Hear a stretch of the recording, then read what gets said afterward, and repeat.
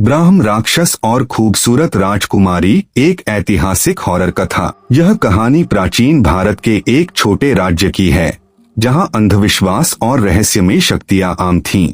श्रापित किला।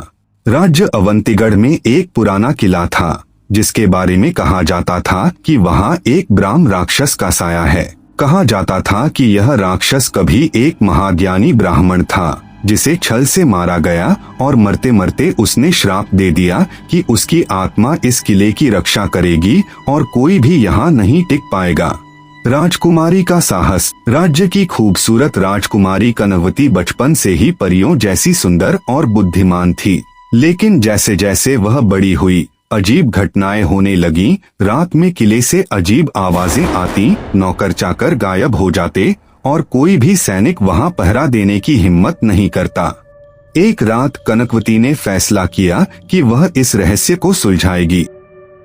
एक जलती हुई मशाल लेकर वह अकेले ही किले में चली गई। जो ही उसने मुख्य द्वार पार किया, उसे हवा में किसी की फुसफुसाहट सुनाई दी। कौन आया है मेरी शांति भंग करने? ब्राह्म राक्षस का प्रकट होना। कनकवती ने पीछे मुड़कर देखा तो वहाँ एक विशाल काले धुएं से बनी आकृति खड़ी थी।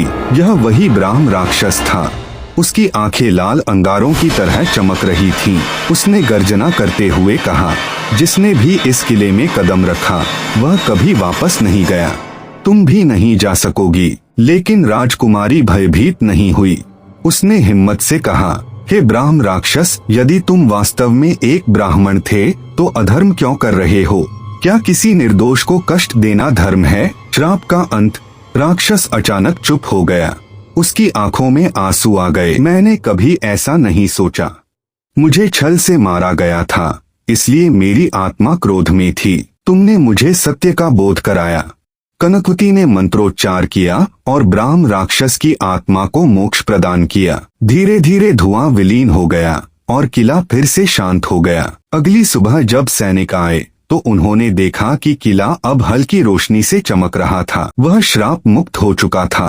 राजकुमारी कनकवती की बुद्धिमत्ता और साहस के कारण अवंतीगढ़ फिर से सुरक्षित हो गया। आज भी उस किले में लोग राजकुमारी की मूर्ति देखकर उसकी वीरता को याद करते हैं।